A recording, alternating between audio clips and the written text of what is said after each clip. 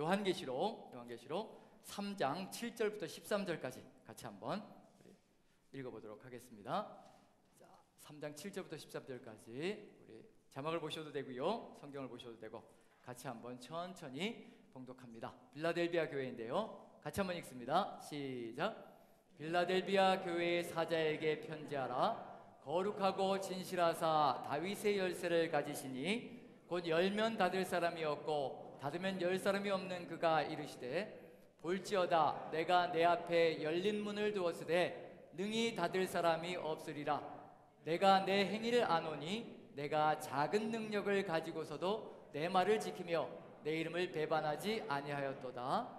보라, 사단의 회당 곧 자칭 유대인이라 하나 그렇지 아니하고 거짓말하는 자들 중에서 몇을 내게 주어 그들로 와서 내 발 앞에 절하게 하고 내가 너를 사랑하는 줄을 알게 하리라. 내가 나의 인내의 말씀을 지켰은즉 내가 또한 너를 지켜 시험의 때를 면하게 하리니 이는 장차 온 세상에 임하여 땅에 거하는 자들을 시험할 때라. 내가 속히 오리니 내가 가진 것을 굳게 잡아 아무도 내 면류관을 빼앗지 못하게 하라. 이기는 자는 내 하나님 성전의 기둥이 되게 하리니 그가 결코 다시 나가지 아니하리라. 내가 하나님의 이름과 하나님의 성 곧 하늘에서 내 하나님께로부터 내려오는 새 예루살렘의 이름과 나의 새 이름을 그 위에 기록하리라. 귀 있는 자는 성령이 교회들에게 하시는 말씀을 들을지어다. 아멘. 빌라델비아 교회에 대한 내용을 가지고 같이 한번 오늘 나눠봤으면 좋겠습니다.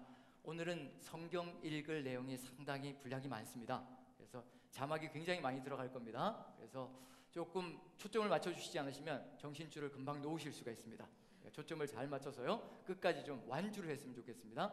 많이 읽어야 되는 이유는 뭐냐면 빌라델비아 교회의 특징 때문에 그렇습니다. 자, 빌라델비아 교회의 특징은 이제 저번에 우리가 시작하는 부분에서 서머나 교회를 이야기할 때 같이 나눴던 부분이 있거든요. 유일하게 이 두 교회만 7교회 중에서 2교회만 야단을 맞지 않습니다. 칭찬만 받는 교회가 2교회가 있는데 그것이 바로 서머나 교회와 바로 빌라델비아 교회였다고 말씀드렸습니다. 자, 2교회의 특징이 뭐라고 말씀드렸던가요? 하도 대과거라서 질문 드리기가 상당히 버겁긴 하지만요, 어떤 면에서 가장 칭찬을 받는 그런 조건이 될 수 있었을 것인가? 대형 교회였을까요? 소형 교회였을까요? 아주 소형 교회였습니다. 한번 같이 읽어보고 다시 넘어가도록 하겠습니다. 서머나 교회는 2장 9절입니다. 요한계시록 2장 9절 우리 찾으셔서 한번 읽어봅니다. 요한계시록 2장 9절. 자, 같이 한번 읽어볼까요? 시작. 내가 내 환난과 궁핍을 알거니와 실상은 내가 부요한 자니라. 자칭 유대인이라 하는 자들의 비방도 알거니와 실상은 유대인이 아니요 사단의 회당이라. 그래서 내 환난과 궁핍을 안다. 궁핍하다는 얘기는 아주 가난하다는 얘기고요, 아주 작다는 얘기고 보잘것없다는 의미가 들어가 있는 것이 바로 서머나 교회입니다. 그 다음에 또 빌라델비아 교회도요, 3장 8절 봅니다. 3장 8절 같이 읽습니다. 시작. 볼지어다 내가 내 앞에 열린 문을 두었으되 능히 닫을 사람이 없으리라. 내가 내 행위를 아노니 내가 작은 능력을 가지고서도 내 말을 지키며 내 이름을 배반하지 아니하였도다. 큰 능력이라고 얘기하나요? 작은 능력이라고 얘기하나요? 작은 능력을 가지고 아주 보잘것없는 작은 모습인데도 불구하고 이렇게 지키면서 가고 있다라고 칭찬받는 교회입니다. 그리고 야단은 전혀 맞지 않는데요, 작은 교회들이 이렇게 칭찬받을 수 있는 이유는 도대체 무엇일까? 어떤 의미가 들어가 있을까? 큰 교회보다 조건이 더 좋을까요? 나쁠까요? 큰 교회보다는요? 더 나쁠 것 같다. 제가 생각하기에는 더 좋을 수도 있을 것 같아요. 한 10명 정도밖에 안 되는 교회라고 한다면 10명이 어떻게 지낼 수 있을까요? 가족처럼 지낼 수가 있겠죠. 가족처럼 지내면서 아주 똘똘 뭉쳐서 그리고 서로를 격려하면서 갈 수 있는 그런 일이 벌어질 수 있겠죠. 근데 저희는 한 1000명쯤 되다 보니까 어떤 일이 벌어지나요? 1000명쯤 되다 보니까 시장판에서 서로 싸우다가도 보니까 주일날 한판 싸웠는데, 자동차가 접촉사고 나서 한판 싸웠는데 같은 교회로 들어가고 있는 거죠. 차가. 이런 일들이 벌어질 수 있다는 겁니다. 실제로 대형 교회에서 벌어지고 있는 일들입니다. 막 싸웠는데 나중에 보니까 같은 교회에서 같이 나가고 있더라는 얘기죠. 그때 얼마나 정말 마음속이 계면쩍었을까, 그런 생각을 한번 해본다면 작은 교회가 장점이 될 수도 있다는 얘기입니다. 그래서 작은 그 모습을 잘 지켜나가면 하나님의 뜻을 이루어간다면요, 굉장한 장점을 이루어갈 수 있는데, 바로 서머나 교회와 빌라델비아 교회가 작으면서도 이렇게 하나님 은혜 안에서, 예수 그리스도의 은혜 안에서 똘똘 뭉쳐서 아주 힘차게 나가고 있는 그런 교회였다는 점에서 큰 교회 못지않은 그런 위력을 발휘하고 있다는 겁니다. 그래서 크냐 작냐는 하나님 앞에서 아무것도 아니라는 겁니다. 그게 중요한 것이 아니라 얼마나 우리 구주 예수 그리스도의 뜻을 마음에 새기고 그것을 그대로 이루어내느냐, 그것이 가장 중요한 요소가 아닌가라는 생각이 듭니다. 자, 그런데 이 서머나 교회와 빌라델비아 교회에 같은 공통점이 또 하나가 더 있다고 말씀드렸습니다. 작은 교회라는 공통점이 있고요, 또 하나가 더 있는데, 무엇이었을까요? 말씀을 지켰다. 감사합니다. 해코지는 하지 않도록 하겠습니다. 말씀을 지켰다. 감사합니다. 좋습니다. 말씀을 지켰으니까 두 교회가 다 칭찬을 받겠죠. 공통점이고요. 그리고 또 누구에 대한 이야기가 공통적으로 들어가 있냐면요, 사단의 회당인 유대인들의 공격에 대한 것이 들어가 있습니다. 두 교회만 들어가 있습니다. 두 교회만요. 사단의 회당인 유대인들의 공격. 자, 왜 그럼 이 두 교회를 유대인들이 공격을 했을까요? 자기들하고 하등에 상관이 없잖아요. 예수 그리스도를 믿고 따라가는 거니까 하등에 자기들과 상관이 없는데 뭐하러 공격하냐는 얘기예요. 만약에 예수 그리스도를 믿는 사람들을 공격했다면 다른 이방신들을 따라가는 이방인들도 같이 공격을 가해야 되잖아요.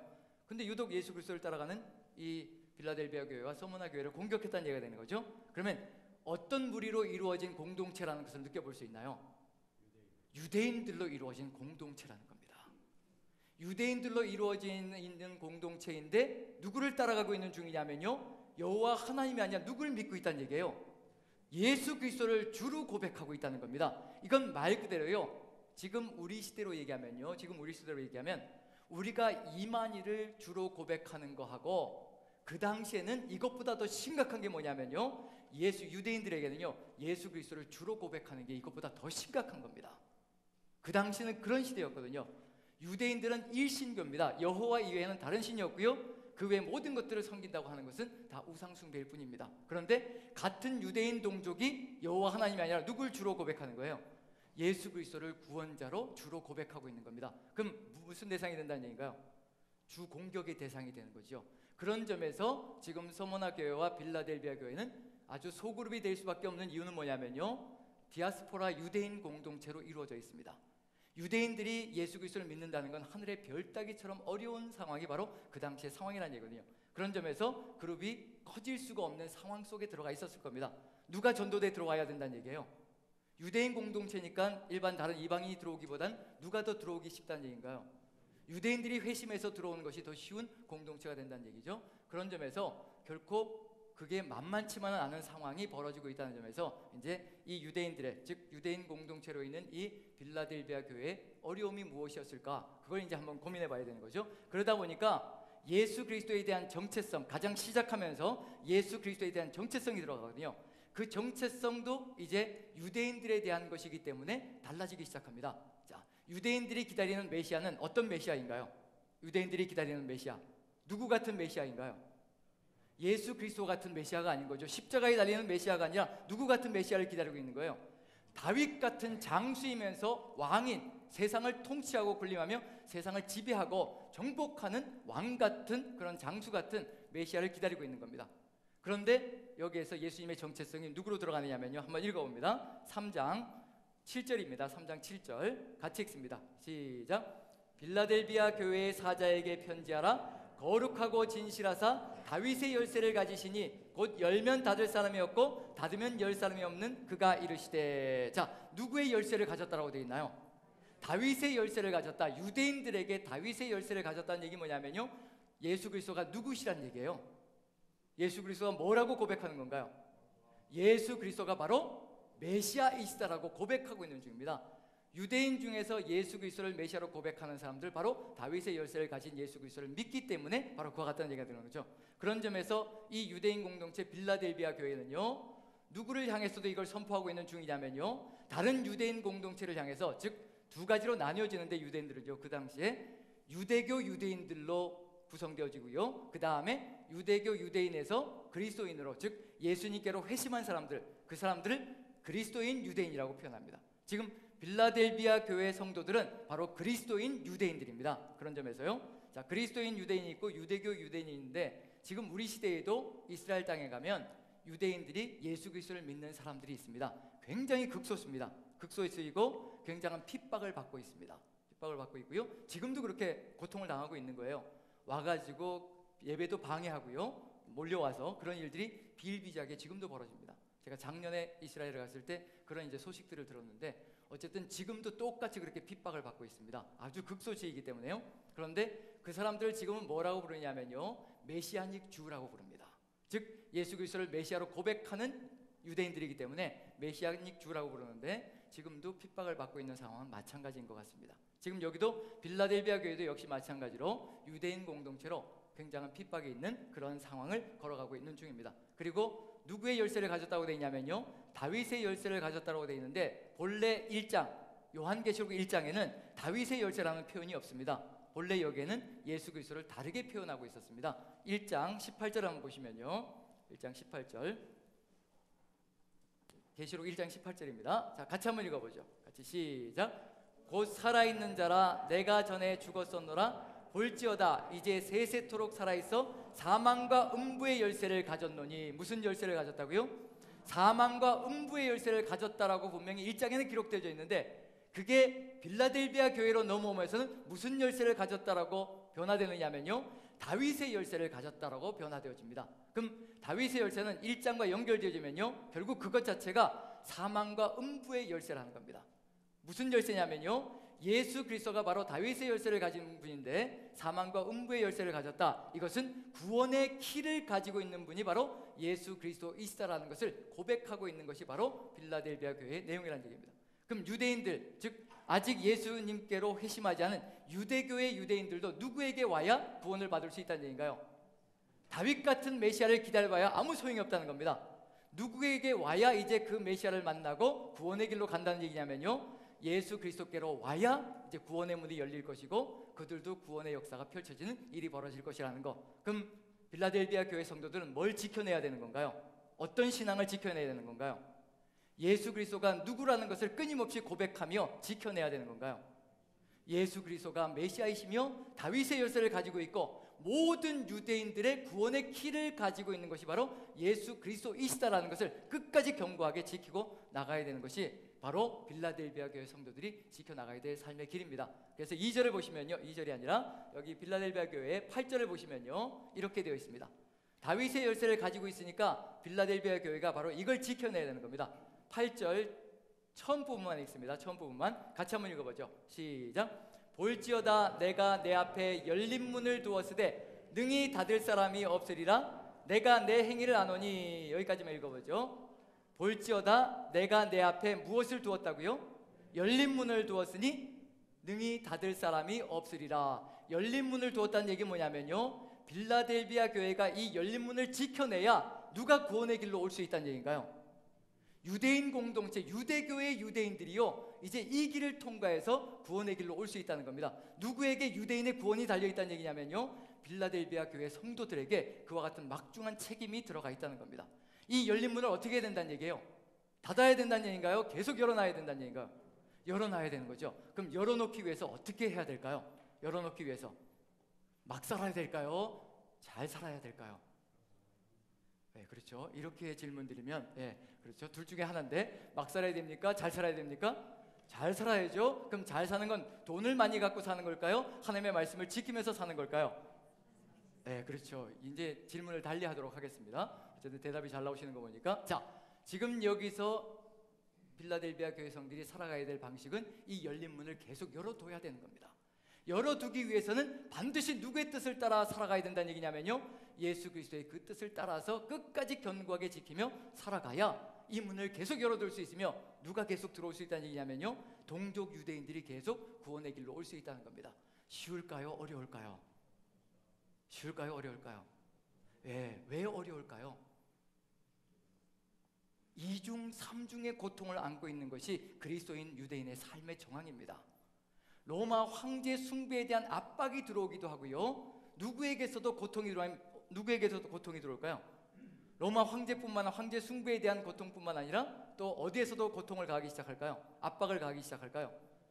유대인들도, 동족 유대인들도요, 이단인 거죠. 완전히 그 당시에는요, 이단적이고 그 다음에 예수 그리스도를 주라고 고백하고 있으니 저것들은 사이비에다가 죽여도 괜찮은 존재들인 겁니다. 그런 점에 돌에 맞아서 죽어도 되는 그런 존재들이 되는 거죠. 그런 점에서 동족 유대인들로부터 오는 극렬한 핍박들이 있었습니다.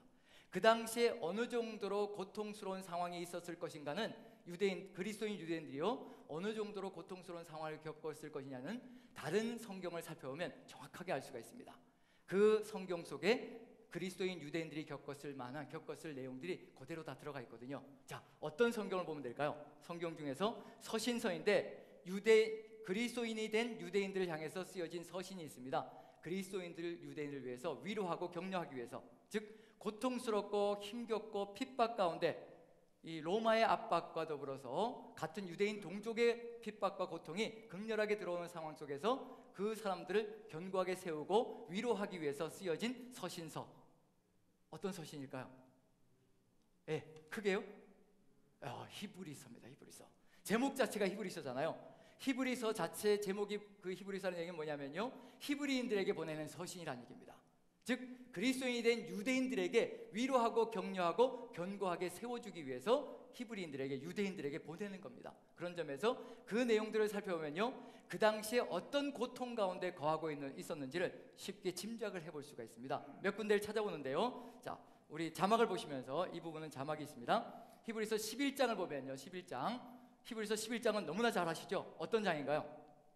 믿음장이라고 얘기하죠. 왜 그 믿음장을 강조하고 있을까? 이렇게 믿어야 어떻게 된다는 얘기예요? 견뎌낼 수 있고 이겨낼 수 있다는 겁니다. 그 믿음장의 마지막 부분에 가면요, 이런 상황 속에서 믿음을 지켜냈다는 겁니다. 이건 누가 따라가야 될 삶의 길이라는 걸 얘기하고 있을까요? 이런 얘기를 하고 있는 것은 히브리인들, 그리스도인이 된 유대인들이 이러한 삶의 정황을 견뎌내고 이겨내야 된다는 것을 같이 보여주기 위한 의도가 들어가 있는 겁니다. 아무 연관이 없다면요, 이런 강조점이 들어가지 않을 겁니다. 한번 읽어봅니다. 32절부터요. 같이 시작.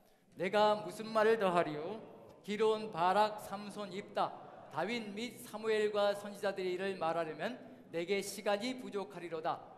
그들은 믿음으로 나라들을 이기기도 하며 의를 행하기도 하며 약속을 받기도 하며 사자들의 입을 막기도 하며 불의 세력을 멸하기도 하며 칼날을 피하기도 하며 연약한 가운데서 강하게 되기도 하며 전쟁에 용감하게 되어 이방 사람들의 진을 물리치기도 하며 여자들은 자기의 죽은 자들을 부활로 받아들이기도 하며 더 좋은 부활을 얻고자 하여 심한 고문을 받되 구차히 풀려나기를 원하지 아니하였으며 심한 고문을 받았다고 되어 있습니다. 그 다음에 36절 같이 시작. 또 어떤 이들은 조롱과 채찍질 뿐 아니라 결박과 옥에 갇히는 시련도 받았으며, 그 다음에요, 돌로 치는 것과 톱으로 켜는 것과 시험과 칼로 죽임을 당하고 양과 염소의 가죽을 입고 유리하여 궁핍과 환난과 학대를 받았으며 이런 사람은 세상이 감당하지 못하느니라. 그들이 광야와 산과 동굴과 토굴에 유리하였었느니라. 왜 믿음의 선진들의 이런 내용에 대해서 히브리서에서 강조하고 있을까? 이게 누구의 삶의 정황이란 얘기예요. 이와 같은 삶의 정황을 걸어가고 있는 것이 바로 그리스도인 유대인들의 삶의 정황이라는 겁니다. 그 당시에. 그래서 그 다음 절 12장을 보시면요, 이러한 삶의 정황을 걸어가는 믿음의 선조들을 바라보면서 이제 1절 한번 읽어봅니다. 같이 읽어봅니다. 시작. 이러므로 우리에게 구름같이 둘러싼 허다한 증인들이 있으니 모든 무거운 것과 얽매이기 쉬운 죄를 벗어버리고 인내로서 우리 앞에 당한 경주를 하며, 여기서 벌써 들어가기 시작하는 거죠. 우리가 걸어가야 될 길이 무엇인가? 우리도 그들과 같이 신앙의 경주를 우리도 달려가야 될 것이라. 뭐라고 되어 있냐면요, 그들이 우리의 증인이 될 거라는 겁니다. 구름같이 허다한 증인들이 있는데 11장에 나와 있는 그 믿음의 선진들이요, 나중에 우리가 예수 그리스도 앞에 섰을 때 그들이 쭉 증인으로 서 있을 겁니다. 우리가 가가지고 뭐라고 변명할 수 없느냐면요, 내 삶이 너무 힘들었습니다. 세상이 너무 각박했고 세상 속에서 살아가느라고 너무 힘들고 버거워서 시시때때로 무너졌습니다. 어쩔 수가 없었습니다. 그때 구름같이 허다한 증인들이 쭉 철비하게 늘어서 있습니다. 돌에 맞고 채찍에 맞고 톱으로 켜는 그 모든 고난들을 견뎌내며 끝까지 믿음을 지켰던 믿음의 선진들이 이들보다 더 어려웠더냐라고 질문한다면 무슨 말을 해야 될 수 있을 것인가? 지금 히브리서 지금 수신자들에게요 그 얘기를 하고 있는 중입니다. 그러니 그 증인들을 우리도 바라보며 이 믿음의 경주를 끝까지 달려가자는 겁니다. 그리고 두 번째 보시면요 2절 같이 시작. 믿음의 주여 또 온전케 하시는 이인 예수를 바라보자. 그는 그 앞에 있는 기쁨을 위하여 십자가를 참으사 부끄러움을 개의치 아니하시더니 하나님 보좌 우편에 앉으셨느니라. 누구처럼 견뎌야 된다는 얘기인가요? 예수 그리스도처럼 믿음의 증인들이 견뎠던 것처럼 우리도 같이 견디자라고 얘기를 하고 있고요. 3절 같이 읽습니다. 시작.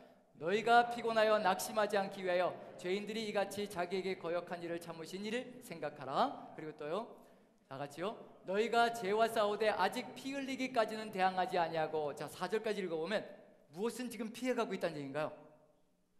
아직 피 흘리기까지는 대항하지 아니하고 어디는 지금 피해가고 있는 거예요?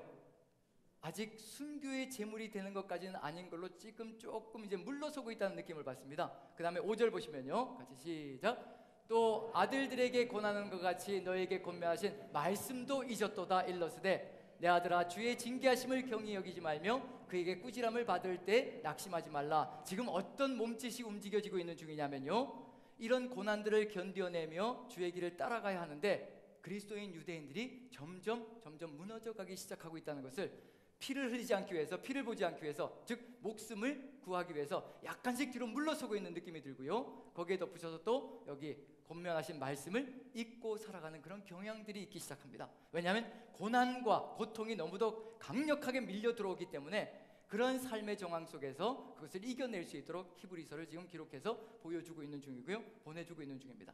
이와 같이 고난과 핍박이 들어왔는데요, 여기에 덧붙여서 누가 가하는 압박도 만만치 않으냐면요, 같은 유대인 공동체에서는, 즉 유대교의 유대인들이 주고 있는 압박도 상당히 만만치 않습니다. 그 당시에 유대인들은요, 유대교 유대인들은요 그리스도인 유대인들과는 좀 다르게 상당히 로마 정부로부터 유화적인 정책을 부여받아서요 자기들의 종교와 관습을 유지할 수 있도록 세금만 잘 내고 나간다면요, 왜냐하면 로마 정부도 유대인들을 잘 알기 때문에요, 유대인들이 일신교를 믿고 있고 만약에 그것을 못하게 한다면 목숨을 내어놓고 덤빌 것이라는 걸 알기 때문에 유화정책을 씁니다. 그래서 세금을 잘 내고 말만 잘 들으면 그들의 종교, 즉 하나님을 믿는 신앙을 그대로 가져가게 만들고, 그리고 모든 것들을 면제해 주면서 살아갈 수 있게, 군 면제라든가 이런 면제를 해주면서 살아갈 수 있게 만들어주는 겁니다. 그래서 이 유대인들은 약간의 좀 로마 정부로부터요 혜택을 받으면서 살아가고 있는 중입니다. 그런데 이 유대교의 유대인들이 누구를 이제 고자질하느냐면요, 그리스도인 유대인들도 유대인인가요? 아닌가요? 그리스도인 유대인들도 유대인이잖아요. 그러니까 이 유대교의 유대인과 같이 섞여가지고 어떤 혜택을 누리고 있었느냐면요, 예수 그리스도를 믿으면서 로마 정부로 약간의 혜택을 누리고 있었습니다. 그런데 유대교의 유대인들이 뭘 하느냐면 고발을 하기 시작하는 겁니다. 이 유대인들은 우리와 같은 유대인들이 아니다. 우리는 여호와를 믿는 유대인들이지만 이들은 다른 신을 믿고 따라가는 것이기 때문에 우리와 같은 유대인이 아니라는 겁니다. 그래서 로마 정부가 누구에 대한 압박을 가하기 시작하느냐면요, 그리스도인 유대인들을 향해서 압박을 가하기 시작합니다. 황제 숭배에 대해서 황제 숭배를 강요하기 시작하고요, 강조하기 시작합니다. 이런 상황 속에서 유대교 유대인들이 이렇게 핍박을 가하기도 하고요, 유혹도 하는 겁니다. 돌아오라는 겁니다. 어디로 돌아오라고 할까요? 어디로 돌아오라고 할까요? 그리스도인 유대인들에게 자기들에게 돌아오라는 겁니다. 자기들에게 돌아오기만 하면 받아줄 것이고, 그러면 받아줄 것이며, 또 우리에게 돌아오면 뭐가 없어질 것이라고 얘기하냐면요, 이러한 핍박과 고통이 완화되어지고 받지 않을 것이니 우리에게 돌아오기만 하라는 겁니다. 받아주겠다는 겁니다. 그리고 무슨 얘기를 하느냐면요, 우리에게 돌아오면 우리에게도 하나님의 말씀을 증거하는 선지자들이 있고, 거기에 덧붙여서 하나님과 우리 사이에 중재자가 된 천사들이 있고, 또 거기에 덧붙여서 모세의 율법, 모세를 통해서 주신 율법이 있고, 모세라는 위대한 선지자와 율법이 있고, 거기에 덧붙여서 또 제사장들을 통해서 죄사함을 받을 수 있는 제사제도가 있다는 얘기예요. 너희가 가지고 있는 모든 것을 우리가 다 가지고 있으니 우리에게 돌아오기만 하라는 겁니다. 예수 그리스도를 통해서만 제사를 통해서 우리가 제사함을 받는 것이 아니라 우리에게도 제사장이 있고, 그리고 또 죄사함을 받을 수 있는 제사제도가 있으니까 우리에게 돌아와도 제사제도로 다 죄사함을 받을 수 있다는 겁니다. 자, 이렇게 유혹하면 우리 같으면 어떻게 할까요? 거기에도 선지자들이 있지요. 그리고 또 천사들, 하나님과 인간 사이의 중재자도 있지요. 거기에 덧붙여서 모세라는 위대한 선지자를 통해서 주신 말씀, 율법도 있습니다. 말씀도 있는 거죠. 살아가야 될, 따라가야 될 말씀이 있는 거죠. 거기에 덧붙여서 제사 제도를 통해서, 제사상을 통해서 죄사함도 받을 수가 있습니다. 그리고 거기는 핍박도 없습니다. 돌아가기만 한다면요. 자, 어디가 더 나을까요? 고개를 이제 이렇게 격하게 흔들어 주시는데 벌써 돌아간 것 같습니다. 자, 그러면 이제 히브리서를 기록하는 목적이 있겠죠. 이런 것들이 어떤 단점이 있으며 어떤 문제가 있는지를 하나씩 천천히 보여줘야 합니다. 선지자들, 천사들, 그 다음에 또 거기에 덧붙여서 이제 모세, 그 다음에 또 마지막에 제사장의 제사제도, 이 모든 것들과 누구를 비교하게 되느냐면요, 히브리서는 처음부터 시작부터요 예수 그리스도와 비교하는 겁니다. 그럼 예수 그리스도와 그것을 비교해 보면서 그것을 정확하게 알려주면서 예수 그리스도와 이것들이 어떤 차이가 있는지를 분명하게 깨달아야 더 이상 흔들림 없이 예수 그리스도를 따라가는 삶을 살아갈 수가 있거든요. 히브리서는 그런 목적을 가지고 기록되어져 있습니다. 그래서 읽으시면서 보실 때요, 선지자들과 비교하는 부분이 나오고요, 예수님과요, 천사들과 예수님을 비교하는 부분이 나오고요, 또 모세와 예수님을 비교하는 부분이 나오고요, 또 제사장과 예수 그리스도를 비교하는 부분이 나옵니다. 그런 부분을 통해서 예수님과 이러한 것들이 어떤 차이점이 있는지 정확하게 깨달으면 우리는 예수 그리스도 안에 있어야 된다는 것을 분명히 알 수가 있습니다. 자, 그 네 부분만 찾아서 한번 부분적으로 한번 읽어보겠습니다. 히브리서 1장 1절부터 3절까지 이걸 읽어보면 선지자들과 예수 그리스도의 차이가 분명히 드러납니다. 첫 번째는요, 한번 1절부터 3절까지 같이 한번 읽어보죠. 시작. 옛적의 선지자들을 통하여 여러 부분과 여러 모양으로 우리 조상들에게 말씀하신 하나님이 분명히 히브리서 기자도 인정합니다. 뭘 인정하느냐면요, 하나님께서 선지자들을 통해서 말씀하셨다는 거예요. 인정하지 않는 것이 인정합니다. 그렇지만 2절 보시면요, 같이 읽습니다. 시작. 이 모든 마지막 날에는 아들을 통하여 우리에게 말씀하셨으니 이 아들을 만유의 상속자로 세우시고 또 그로 말미암아 모든 세계를 지으셨느니라. 이게 선지자들과 예수 그리스도의 차이라는 겁니다. 그리고 3절 보시면요, 완전한 차이가 나는데요, 같이 읽어봅니다. 시작. 이는 하나님의 영광의 광채시요 그 본체의 형상이시라. 그의 능력의 말씀으로 만물을 붙드시며 죄를 정결하게 하는 일을 하시고 높은 곳에 계신 지극히 크신 이의 우편에 앉으셨느니라. 선지자들은 단순히 도구였을 뿐입니다. 말씀을 증거하는 도구였다는 얘기예요. 예수 그리스도는 어떤 분이냐면요, 말씀의 본체이시고 하나님의 영광의 광채시고 본체의 형상이시라는 겁니다. 누구시라는 얘기예요? 하나님이시라는 겁니다. 어떻게 인간과 하나님을 비교할 수 있겠냐, 이게 절대 비교할 수 없다는 겁니다. 비교 불가능이라는 얘기예요. 그걸 얘기하고 있는 중입니다. 어느 쪽을 선택하실 겁니까, 여러분들은? 하나님의 도구가 되어서 말씀을 증거하는 그런 도구를 따라가시겠습니까? 아니면 하나님의 본체이신 예수 그리스도를 구주로 믿으며 따라가시겠습니까? 이런 비교를 차근차근 해나가는 겁니다. 그리고 선택은 누구에게 맡기냐면요, 히브리인들, 즉 그리스도인 유대인들에게 이제 바르게 선택해서 바른 선택을 가지고 결정해서 걸어가야 할 것이라 라고 하는 거죠. 우리에게도 역시 마찬가지로 이런 선택을 주는 겁니다. 세상과의 비교를 통해서 예수님과 비교하고 세상과 예수님이 어느 쪽이 더 좋은가, 그런 것들을 면밀히 구별해야 되겠죠. 자, 선지자들과 예수님을 비교했습니다. 자, 누가 더 위대하신가요? 예, 아직도 비교가 안 됐나요? 예, 예수님이 위대하시고요. 그 다음에 누구랑 비교해야 될까요? 이제 천사들, 하나님과 인간 사이의 중재자. 왜냐하면 선지자들은 인간인데 천사들은 영체잖아요. 그럼 예수님과 영체인 천사들은 어떤 차이가 있는가? 몇 절을 보시냐면 1장 7, 8절 한번 읽어봅니다. 자, 7절 같이 읽습니다. 시작. 또 천사들에 관하여는 그는 그의 천사들을 바람으로 그의 사역자들을 불꽃으로 삼으시니라 하셨으되. 자, 천사들은 무엇으로 삼으셨다고요? 바람으로, 사역자들을 불꽃으로. 천사들은 하나님께서 쓰시는 도구였다라고 분명히 인식하고 있습니다. 그런데 아들이신 예수님은 누구이신가? 8절 보시면 그대로 나옵니다. 같이 읽습니다. 시작. 아들에 관하여는 하나님이요 주의 보좌는 영영하며 주의 나라의 규는 공평한 규이니이다. 아들에 관하여는 뭐라고 부르고 있는 거예요? 하나님이시라는 겁니다. 하나님의 보좌에 앉는 하나님이 바로 예수 그리스도이시라는 것을 분명히 선포하고 있는 중입니다. 계속해서 비교하면서 뭘 보여주고 있냐면요, 예수님께서는 비교 불가능하다는 것을 그대로 보여주고 있는 중입니다. 예수 그리스도는 하나님의 본체이시고 하나님 자신이시고 보좌에 앉으신 분이라는 것을 분명히 보여주고 있습니다. 그 다음에 누구랑 비교해야 될까요?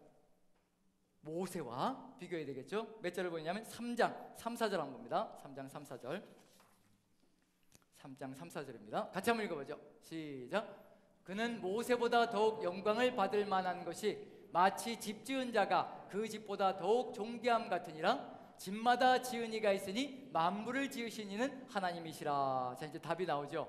모세보다 더욱 영광을 받을 만한 것이 마치 집 지은 자가 그 집보다 더욱 존귀하다. 자, 예수님은 누구시란 얘기예요? 예수님은 집인가요? 집을 지으신 자신가요? 집을 지으신 자입니다. 모세는 집이고요, 예수님은 집을 지으신 자입니다. 그럼 예수님이 누구를 만드셨다는 얘기예요? 모세도 만드신 분이라는 겁니다. 그래서 4절 보시면 집마다 지은 이가 있으니 만물을 지으신 이는 하나님이시라. 예수 그리스도가 만물을 창조하시고 모세도 있게 하신 바로 그 하나님이시라는 것을 고백하고 있는 중입니다. 바로 이것이 비교 불가능하다는 얘기가 되는 거죠. 그 다음에 이제 마지막으로 봐야 될 건 이제 제사제도, 이제 죄사함을 받는 제사제도. 우리에게도 제사장이 있고 우리에게도 죄를 사함받을 수 있는 길이 있다. 그럼 이제 유대교의 죄사함의 길과 예수 그리스도를 통한 죄사함의 길이 어떤 차이가 있는지 분명하게 봐야 되겠죠. 몇 절을 보느냐면 10장 11절 12절 한번 봅니다. 10장 11, 12절 같이 읽어봅니다. 같이 시작. 제사장마다 매일 서서 섬기며 자주 같은 제사를 드리되 이 제사는 언제나 죄를 없게 하지 못하거니와. 여기까지만 읽어보죠. 제사장들이 매일 서서 매일 제사를 드려야 되는 겁니다. 그런데도 불구하고 뭐를 사함받을 수 없다고요? 원죄는 절대로 사라지지 않는다는 겁니다. 그건 그대로 있다는 얘기예요. 그저 고작해야 자범죄 정도, 수시로 벌이는 그런 죄들 정도 짐승 제사를 통해서 그건 없앨 수가 있는 겁니다. 없애는 것도 아니고 피로 잠깐 가려놓는 겁니다. 그게 구약의 제사거든요. 그게 제사장들이 하는 역할입니다. 그런데 예수님께서는 12절 보시면요, 같이 한번 읽어보시죠. 시작. 오직 그리스도는 죄를 위하여 한 영원한 제사를 드리시고 하나님 우편에 앉으사. 한 영원한 제사, 단번에 속죄의 제사를 드리시고 하나님 우편에 앉으셨다는 겁니다. 모든 것을 단번에 끝내셨다는 겁니다. 더 이상의 제사가 필요 없다는 거예요. 그럼 유대교로 돌아가면 어떻게 된다는 얘기예요? 제사를 어떻게 해야 된다는 얘기인가요? 속죄의 제사를 끊임없이 짐승의 피를 갖다 바쳐야 되는 겁니다. 그러고도 모자라서요, 뭐는 사라지지 않느냐면요, 원죄는 절대로 사라지지 않는다는 겁니다. 그게 바로 유대교의 허점이고 그리고 맹점이라는 것을 그대로 보여주고 있는 겁니다. 히브리서는 처음부터 끝까지 찬찬히 뭘 보여주냐면요, 유대교에서 자랑하고 있는 모든 것들이 얼마나 헛된 것이고 예수 그리스도께서 이루신 것이 얼마나 위대한 것인가를 그대로 보여주고 있는 것이 바로 히브리서의 모습입니다. 자, 그리고 나서 이제 중간마다 뭘 보여주냐면요, 이런데도 돌아가려고 하는 사람들이 있다는 얘기가 되는 거죠. 어디로 돌아가려고 하는? 유대교로 돌아가려고 하는 사람들이 있습니다. 그래서 이런 얘기, 비교가 하나 나올 때마다 뭘 하냐면요, 비교해주고 그 다음에 그렇게 돌아가면 이런 경고가 주어진다, 이런 일이 벌어진다. 그래서 하나씩 경고가 사이사이에 들어가 있습니다. 그 경고를 보면 유대교로 돌아간다는 것이 어떤 의미를 가지고 있는 것이 분명하게 보여줍니다. 그런데 거기에는 굉장히 심각한 내용들이 들어가 있을 수 있습니다. 지금 우리에게도 굉장히 심각한 내용들이 들어가 있을 수 있습니다. 어쩌면 우리가 가지고 있는 신앙관이 완전히 파괴되어질 수도 있습니다. 그걸 염두에 두시고 같이 한번 읽어봅니다. 제가 이렇게 겁을 드리는 이유는 뭐냐면요, 우리가 같은 성경을 보면서도 서로 다른 것을 볼 때가 상당히 많거든요. 같은 성경을 보는데도 불구하고, 물론 해석상의 차이가 있을 수 있겠지만 그럼에도 불구하고 성경 속에 들어가 있는 내용들을 그대로 봐야 될 필요는 있습니다. 한번 읽어보죠. 몇 절부터 보느냐면요, 이제 여기 보시면 히브리서 2장 1절부터 4절까지 먼저 봅니다. 2장 1절부터 4절까지 중간중간에 들어가 있는 것. 자, 2장 1절 먼저 한번 읽어봅니다. 2장 1절 같이 읽습니다. 시작. 그러므로 우리는 들은 것에 더욱 유념함으로 우리가 흘러 떠내려가지 않도록 함이 마땅하니라. 자, 흘러 떠내려간다라고 되어 있습니다. 흘러 떠내려가는 건 어떻게 사는 건가요? 물이 흘러가고 있습니다. 보통 살아있는 물고기들은 어떻게 하나요? 흘러 떠내려가는 것이 아니라 어떻게 하죠? 연어 같은 게 어떻게 하나요?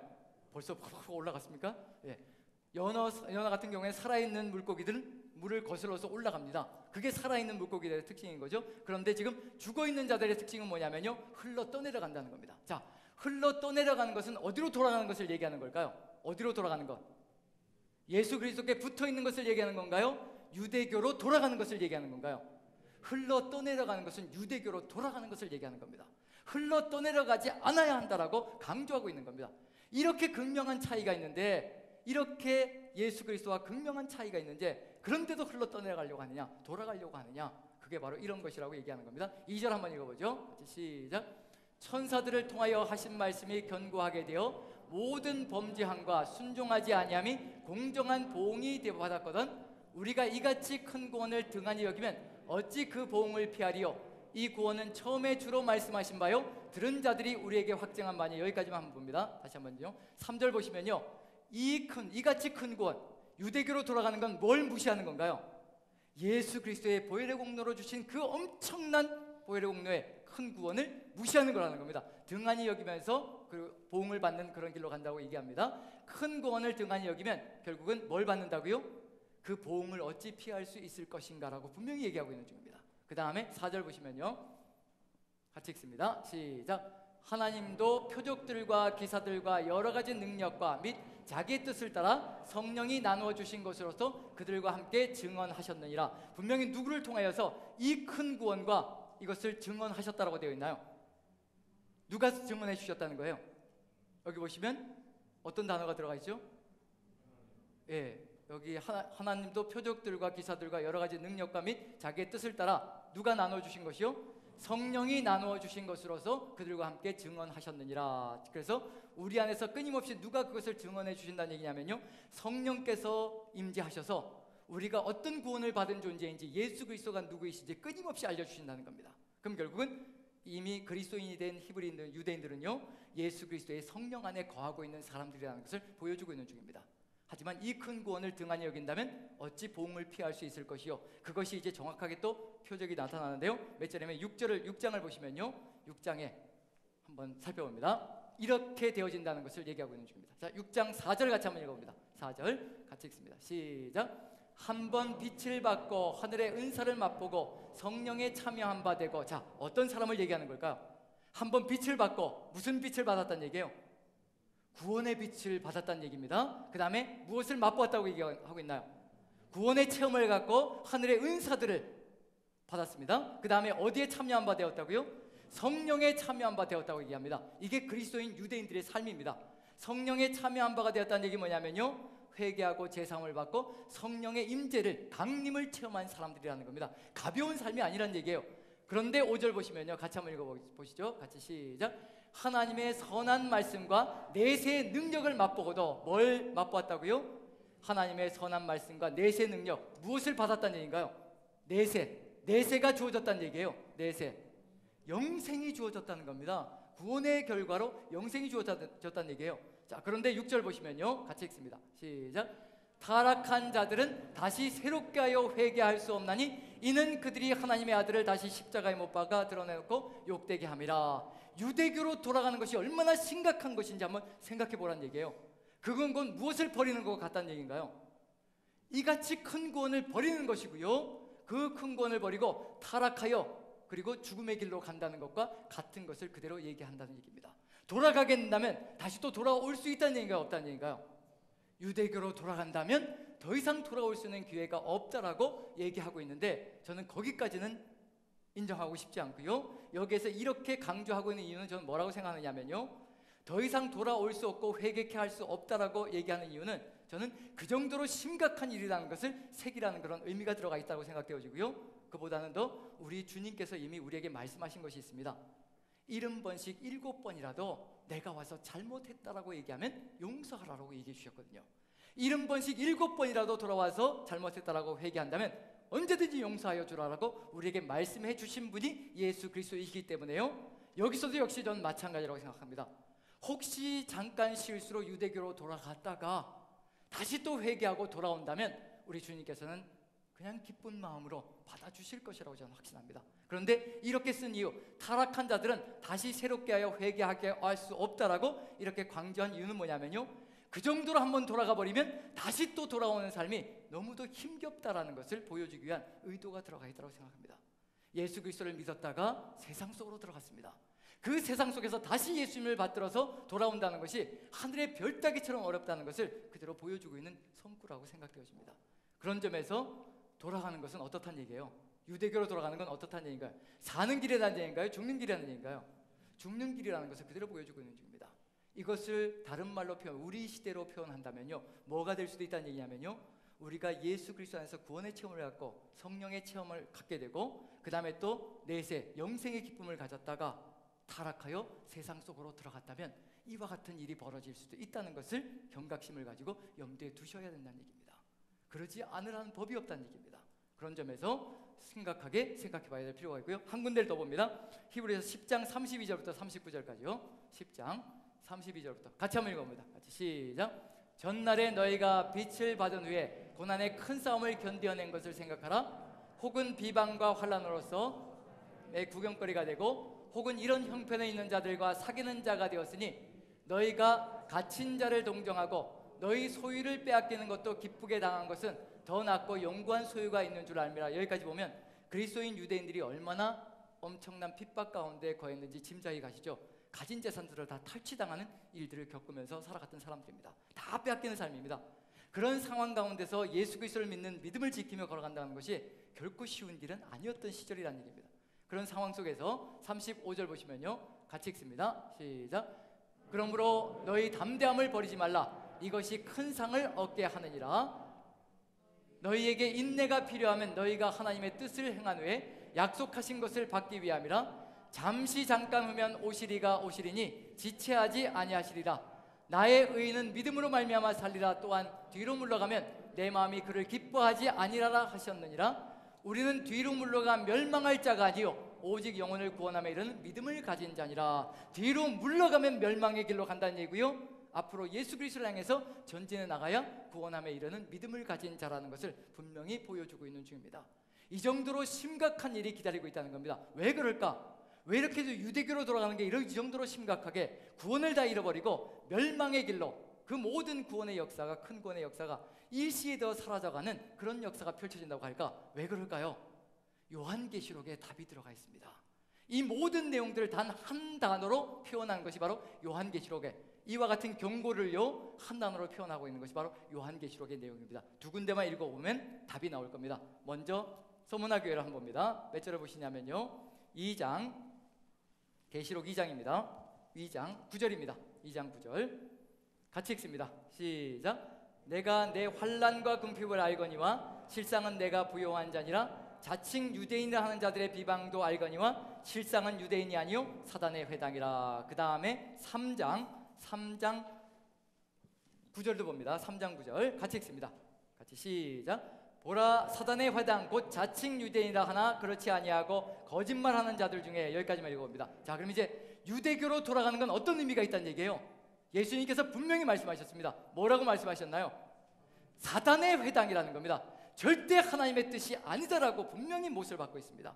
그곳으로 돌아가는 건 누구에게 돌아가는 것이 된다는 얘기냐면요, 사탄에게로 다시 돌아간다는 얘기입니다. 그래서 죽음이라는 얘기고요, 그래서 멸망이 기다리고 있다는 것을 분명히 보여주고 있는 중입니다. 우리가 세상 속으로 다시 돌아가는 건요, 단순히 하나님 품 안에 있는 것이 아니라는 얘기입니다. 세상 속으로 돌아가는 건 사단의 소나기로 다시 들어가는 의미가 된다는 얘기거든요. 내 모든 구원을 다 버린다는 의미가 들어가 있습니다. 그게 바로 지금 히브리서에 들어가 있는 내용이고 요한계시록에서 보여주고 있는 내용입니다. 그러면 어떤 결론이 나오느냐면요, 자, 그리스도인 유대인들은 어디로 절대로 돌아가서는 안 되는 건가요? 유대교로 돌아가서는 절대 안 되는 겁니다. 죽음의 길이라는 얘기거든요. 그렇지만 누가 그리스도인 유대인들에게 돌아와야 되는 건가요? 유대교의 유대인들이 그리스도인 유대인들에게 돌아오게 만들어야 되는 겁니다. 그게 바로 지금 빌라델비아 교회 성도들의 사명이라는 얘기입니다. 그걸 이뤄내지 못한다면요, 열린 문을 닫아버리는 겁니다. 누구를 향해서 열어놓은 거냐면요, 유대인들을 향해서 열어놓은 그 문이 닫혀버리는 겁니다. 그 정도로 빌라델비아 교회 성도들의 사명이 막중하다는 것을 보여주고 있는 중입니다. 그런데 이 사람들이 그 일을 잘 해내고 있을까요? 잘 해내고 있지 않을까요? 네, 잘 해내고 있습니다. 한번 읽어봅니다. 자, 한번 몇 절을 보느냐면요, 9절을 한번 8절 한번 읽어봅니다. 8절 같이 읽습니다. 8절 같이 시작. 볼지어다 내가 내 앞에 열린 문을 두었으되 능히 닫을 사람이 없으리라. 내가 내 행위를 아노니 내가 작은 능력을 가지고서도 내 말을 지키며 내 이름을 배반하지 아니하였도다. 내 행위를 안다라고 말씀해 주셨는데, 빌라델비아 교회를 성도를 향해서요, 내 행위를 아는데 작은 능력을 가지고도 뭘 했다고 되어 있나요? 작은 능력을 가지고도 내 말을 지키고 또 내 이름을 배신하지 아니하였다. 히브리서에 들어가 있던 모든 경고들을 다 받아들여서 무엇을 지켜냈다는 얘기냐면요, 믿음을 지켜냈다는 겁니다. 누구를 향한 믿음이라는 얘기인가요? 오직 구원의 문은 다윗의 열쇠를 가진 예수 그리스도밖에 없다는 그 믿음을 가지고 우리 유대인들의 구원은 예수 그리스도에게 달려있다는 것을 믿고 확신하며 그 믿음을 절대로 버리지 않고 끝까지 견고하게 잡고 있다는 겁니다. 히브리서에 나와 있는 그 모든 고난들을 다 거쳐가면서 재산을 다 탈취당하는 그런 역사들, 그리고 또 핍박과 목숨이 떨어져 나가는 그 삶의 정황들 속에서도 그 믿음을 끝까지 견고히 붙들고 있다는 겁니다. 절대로 쉬운 일은 아니거든요. 그랬더니 어떤 일이 벌어지냐면요, 이런 일이 벌어졌습니다. 그 다음 절 읽어봅니다. 9절을 같이 읽습니다. 9절 같이 시작. 보라, 사단의 회당 곧 자칭 유대인이라 하나 그렇지 아니하고 거짓말하는 자들 중에서 며칠 내게 주어 그들로 와서 내 발 앞에 절하게 하고 내가 너를 사랑하는 줄 알게 하리라. 누가 돌아오게 만드는 일이 벌어지는 건가요? 유대교의 유대인들이 돌아오는 겁니다. 돌아와서 누구에게 절을 한다고요? 그리스도인 유대인들에게 절을 하며 우리가 잘못했다라고 회개하고 예수 그리스도를 받드는 길로 나아간다는 겁니다. 이런 일이 벌어질 수 있는 것, 우리도 지금 사명이 뭐냐면요, 세상이 우리에게 돌아오게 만들어야 되는 겁니다. 우리가 세상 속으로 들어가는 것이 아니라요, 돌아가는 것이 아니라요, 세상이 우리에게 돌아오게 만들어야 되는 겁니다. 누구를 통해서 배워야 되냐면요, 지금 빌라델비아 교회 성도들을 통해서 우리가 배워야 되는 게 바로 그거라는 겁니다. 세상과 우리가 섞이려고 하는 것이 아니라 세상이 우리에게 와서 섞이려고 하는 것, 그게 바로 우리의 정체성이고 우리가 걸어가야 될 길이거든요. 왜냐하면요, 오직 다윗의 열쇠는 우리 교회 안에 있다는 겁니다. 구원의 열쇠는 우리 안에 있는 것이지 세상 속에 있는 것이 아니라는 얘기거든요. 그래서 우리가 세상 속으로 들어가면 우리는 죽을 것이로되, 하지만 세상이 우리에게 나오면 생명의 길로 갈 수 있다는 것을 분명히 보여주고 있는 중입니다. 자, 그러면 어떻게 하면 될까요? 누구처럼 하면 될까요? 누구처럼? 빌라델비아 교회 성도들처럼 어떻게 하면 세상이 우리에게, 유대교의 유대인들이 그리스도인 유대인들에게 돌아오는 겁니다. 예수 그리스도께서 돌아오는 겁니다. 어떻게 하면 우리가 그 일을 이뤄낼 수 있을까? 멀리 있지 않습니다. 멀리 있지 않고요, 바로 이대로만 하면 되는 겁니다. 한번 다시 한번 읽습니다. 해답은 8절에 들어가 있습니다. 이대로만 하면 되는 겁니다. 같이 읽어봅니다. 시작. 볼지어다 내가 내 앞에 열린 문을 두었으되 능히 닫을 사람이 없으리라. 내가 내 행위를 하노니 내가 작은 능력을 가지고서도 내 말을 지키며 내 이름을 배반하지 아니하였도다. 내 말을 지키며 내 이름을 배반하지 아니하였다. 요 두 가지만 철저하게 우리의 삶 속에서 지켜나간다면요, 세상이 우리를 바라보며 예수 그리스도를 향해서 달려오게 만들 수 있는 길을 열어갈 수 있다는 겁니다. 내 말을 지켰다. 예수 그리스도의 말씀을 끝까지 지키는 겁니다. 내게 손해가 갈지라도, 내 모든 것을 다 잃는 한이 있더라도, 이 히브리서의 수신자들처럼요, 재산을 다 탈취당하는 한이 있더라도 예수 그리스도의 말씀을 지키다가 내 목숨줄이 떨어져 나가는 한이 있더라도 그것을 끝까지 견고하게 지키며 그 예수 그리스도의 말씀을 내가 지켜나갈 때 이런 일이 벌어지는 겁니다. 그리고 그 다음에 보면 예수 그리스도의 이름을 배반하지 않았다. 주님을 절대로 배반하지 않는 것, 세상 속에 들어가서도 예수 그리스도의 이름에 위반되는 삶을 살아가지 않는 것, 예수 그리스도의 이름에 먹칠을 하는 삶을 살아가지 않는 것, 내 신앙의 삶, 입에서 나가는 말과 행동이 똑같이 골고루 그렇게 균형 있게 살아가는 그 삶을 살아갈 때 세상이 우리를 바라보며 예수 그리스도에게 나오는 역사가 펼쳐질 것이라는 것, 지금 빌라델비아 교회 성도들이 살아가고 있는 삶이 바로 그거라는 겁니다. 지금 그 삶을 살아가니까 그렇게도 표독스럽게 핍박했던 유대교 유대인들이요, 그대로 돌아오기 시작하는 겁니다. 그 돌아옴이 우리에게도 그와 같은 사명이 들어가 있다는 것을 안다면, 우리도 이와 같은 길을 걸어간다면 아마 우리도 구원의 열린 문을 열어두고 세상을 하나님께로 이끌어가는 역사가 펼쳐질 수 있을 것이라, 지금 우리의 사명도 이와 다를 바가 없다는 것을 염두에 두고 그 길을 걸어간다면 승리의 길이 있을 것이라고 확신되어집니다. 그 다음에 10절을 보시면요, 하나님께서, 예수님께서 10절 11절 이렇게 약속해 주십니다. 자, 같이 한번 읽어보죠. 같이 시작. 내가 나의 인내의 말씀을 지켰은즉 내가 또한 너를 지켜 시험의 때를 면하게 하리니 이는 장차 온 세상에 임하여 땅에 거하는 자들을 시험할 때라. 내가 속히 오리니 내가 가진 것을 굳게 잡아 아무도 내 면류관을 빼앗지 못하게 하라. 여기서 예수님께서 약속해 주시는 게 뭐냐면요, 내가 나의 인내 말씀을 지켰은즉, 네가 내 말을 지켰은즉 나도 어떻게 하겠다는 거예요? 네가 내 말을 지켰으니까 나도 너를 어떻게 하겠다는 건가? 나도 너를 지켜주겠다. 끝까지 견고하게 살아갈 수 있도록 나도 너를 지켜줄 것이라. 우리가 하나님의 말씀을 지켜나가면요, 우리 스스로 우리를 방어하는 것이 절대 아니라는 겁니다. 영원하신 하나님께서, 능력의 하나님께서 우리의 삶을 찬찬히 돌아보시며 우리를 지켜주시고 보살피시며 이끌어 가신다는 것, 그 확신을 가지고 살아간다면요, 하나님의 말씀을 지키는 위력이 어디 있는지 우리가 느껴볼 수 있을 것이라 생각되어집니다. 우리가 지키면 주님도 지키십니다. 우리가 버리면 주님도 버리실 수밖에 없는 삶이 될 수 있다는 얘기거든요. 그런 걸 지금 경고하고 있는 중입니다. 어찌되었든 우리가 끝까지 지키면 하나님께서 지켜주시고 이끌어 가신다는 것. 그리고 11절 보면요, 내가 속히 오리니 내가 가진 것을 굳게 잡아 아무도 내 면류관을 빼앗지 못하게 하라. 뭐라고? 굳게 잡으라고 얘기하고 있나요? 굳게 잡아서 뭘 지키라고 얘기하고 있나요? 면류관을 빼앗지 못하게 하라. 자, 이게 서머나 교회하고 또 공통적인 게 또 나오고 있습니다. 서머나 교회에도 뭐라고 돼 있었냐면요, 죽도록 충성하라. 그리하면 생명의 면류관을 주리라. 거기도 면류관이 나왔고요, 그리고 여기도 면류관이 나옵니다. 두 교회밖에는 면류관 얘기가 없습니다. 자, 그럼 연결시켜 보면요, 서머나 교회와 이 빌라델비아 교회의 차이점, 어느 교회가 더 대단한 교회인가, 어느 교회가 더 칭찬받는 교회인가, 두 교회 중에서 고른다고 한다면요, 어느 쪽일까요? 서머나 교회일까요? 빌라델비아 교회일까요? 예, 왜 그럴까요, 집사님? 그게요? 이미 면류관을 가지고 있어요. 빌라델비아 교회는요. 그걸 지키면 되는 겁니다. 서머나 교회는 죽도록 충성하면 이제 생명의 면류관을 줄 것이라고 얘기하거든요. 그런데 빌라델비아 교회는 이미 면류관을 가지고 있습니다. 그럼 어떻게 살아가고 있다는 얘기예요? 죽도록 충성하면서 걸어가고 있다는 얘기입니다. 그래서 유대인들까지도, 유대교의 유대인들까지도 이제 교회로 돌아오는 역사가 펼쳐지고 있는 중입니다. 그걸 지켜내야 된다는 겁니다. 굳게 끝까지 견고하게 붙들고 살아가는 것이 바로 삶이라는 얘기거든요. 우리에게도 면류관이 있나요, 없나요? 지금 제가 보기엔 다 보이는데요. 지금 면류관들이 다 보이는데 어떻게 해야 될까요? 굳게 지키는 것, 그게 우리에게 숙제로 남아있겠죠.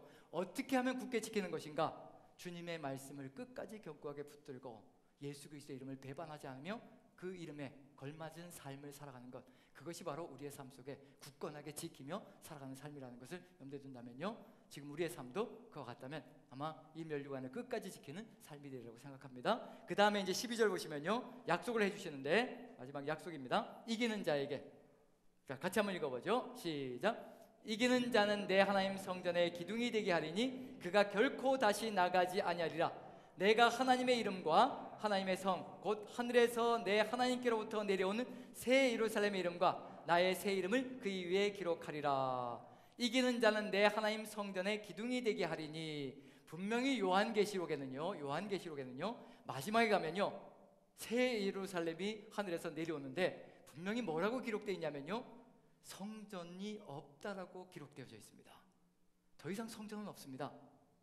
성전이 없는 이유는 뭐냐면요, 더 이상 죄사함이 필요 없고요, 하나님과 우리가 격리되어져야 될 필요가 없습니다. 모든 죄가 다 사함받았기 때문에 새 예루살렘에는요 하나님과 함께 같이 얼굴과 얼굴을 맞대며 사는 삶이 시작됩니다. 성전이 필요 없습니다. 그런데 여기서 뭐라고 되어 있냐면요, 여기 보시면 이기는 자는 내 하나님 성전의 기둥이 되게 하리니, 자, 이건 누구를 향해서 주고 있는 말씀이기 때문에 이런 내용이 들어가냐면요, 유대인들을 향해서 주는 말씀이기 때문에 내 하나님 성전의 기둥이 되게 한다. 자, 유대인들에게 하나님 성전의 기둥이 된다. 어떤 의미일까요?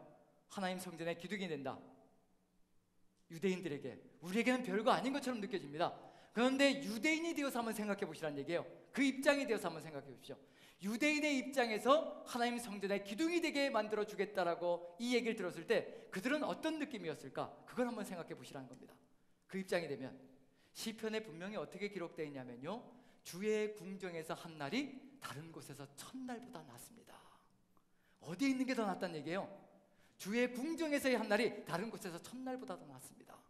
그리고 시편 23편에 뭐라고 되어 있냐면요, 여호와는 나의 목자시니 이 목자가 나의 구주가 되셔서 나를 이끌어 가시면 내가 마지막에 시편 23편의 맨 마지막, 내가 여호와의 집에 영원히 살리로다. 이게 그들의 희망입니다. 희망이란 얘기예요.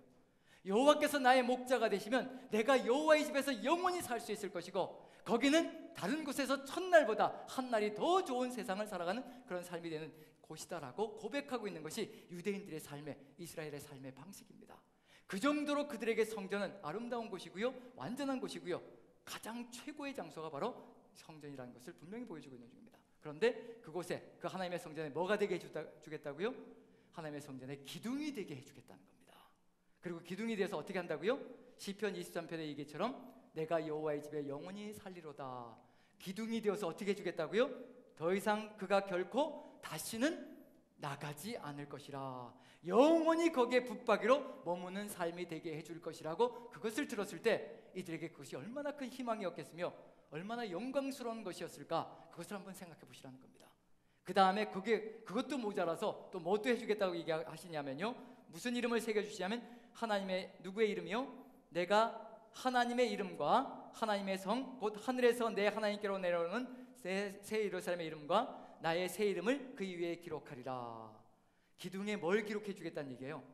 우리를 기둥으로 만들어 주시고 그 다음에 그 기둥에다 누구의 이름을 새겨 주신다고요? 하나님의 이름을 새겨 주시고 새 예루살렘의 이름을 새겨 주시고 예수 그리스도의 이름을 새겨 주시고, 영광도 그런 영광이 없는 겁니다. 그 당시에 보통 신전을 지으면요, 신전을 짓고 의리어리하게 건물을 지으면 주 기둥에다가 누구의 이름을 새기느냐면요, 황제 이름을 새겨 놓습니다.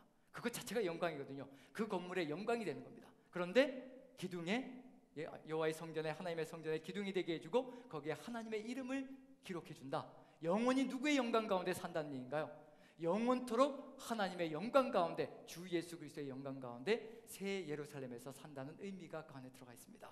어떤 때냐면요, 끝까지 굳건하게 견뎌내고 이겨낼 때, 모든 고난들과 고통들을 이겨내며 주 예수 그리스도의 말씀을 끝까지 붙들고, 그리고 예수 그리스도의 이름을 배반하지 않으며 열린 문을 열어두고 세상 사람들이 그곳에서 들어와서 구원의 역사를 체험할 수 있도록 만들어 간다면 바로 그와 같은 역사로 삶을 마감할 수 있을 것이라는 것을 분명히 보여주고 있는 중입니다. 이와 같이 우리에게도 필요한 것이 있다면요, 지금 이 시대 구원의 문을 활짝 열어놓을 수 있는 길은 뭐밖에 없느냐면요, 우리가 사람들에게 구원을 줄 수 있는 그런 능력이 있는 사람들이 아닙니다. 오직 구원은 예수 그리스도를 통해서 열려지는 겁니다. 우리가 해야 될 일은 뭐냐면요, 주님께서 우리를 통해서 열어놓으신 그 문, 우리를 바라보고 세상 사람들이 예수 그리스도께서 나올 수 있도록 우리가 그 길잡이가 되어주는 것, 그것이 바로 우리의 소명이라는 것. 빌라델비아 교회의 성도들이 바로 유대인들에게 그와 같은 길잡이 역할을 해주었던 것처럼 우리도 바로 세상 사람들에게요, 바로 그와 같은 길잡이 역할을 해주며 구원의 열린 문을 활짝 열어서 그들이 구원의 길로 나아갈 수 있도록 만들어가는 것, 바로 그것이 우리의 사명이라는 것을 가슴에 새기시고, 우리 남산교회가 구원의 열린 문을 활짝 열어두고 주의 말씀 가운데 승리하며 주님의 이름을 배반하지 않으며 끝까지 견고하게 붙들고 승리하는 모두가 되시기를 간절히 축원드립니다. 기도하겠습니다. 사랑의 하나님, 우리의 삶 속에서 우리에게도 주시는 경고가 있음을 하나님 깨닫습니다. 흘러 떠내려가면 절대 안 되는 것이며, 돌아서서도 안 되는 것이며, 돌이켜서도 안 되는 삶이라는 것을 분명히 우리에게 보여주셨습니다. 하나님, 우리가 세상 속으로 들어가지 않도록 주께서 함께하여 주시고, 주 예수 그리스도가 누구이신지를 끊임없이 주의 성령께서 알려주시옵소서. 우리 성령께서 우리와 함께 하시니 주님의 그 위대하심과 전능하심을 깨닫게 도와주시어 주님께 꼭 붙어있는 우리 모두가 되게 도와주시고, 그 주님의 말씀 생명처럼 소중히 여기며 삶으로 이루어가는 우리의 삶이 되게 도와주시옵소서. 구원의 문이 활짝 열려 세상의 모든 사람들이 우리 남산교회를 통하여서 아버지 구원의 체험을 갖는 놀라운 역사 있게 부족함이 없도록 우리 남산교회를 세워주시고, 우리 모든 성도님들 주님 은혜 가운데, 능력 가운데 인도하시고 이끌어 주시옵소서. 감사드리며 예수님의 이름으로 기도합니다.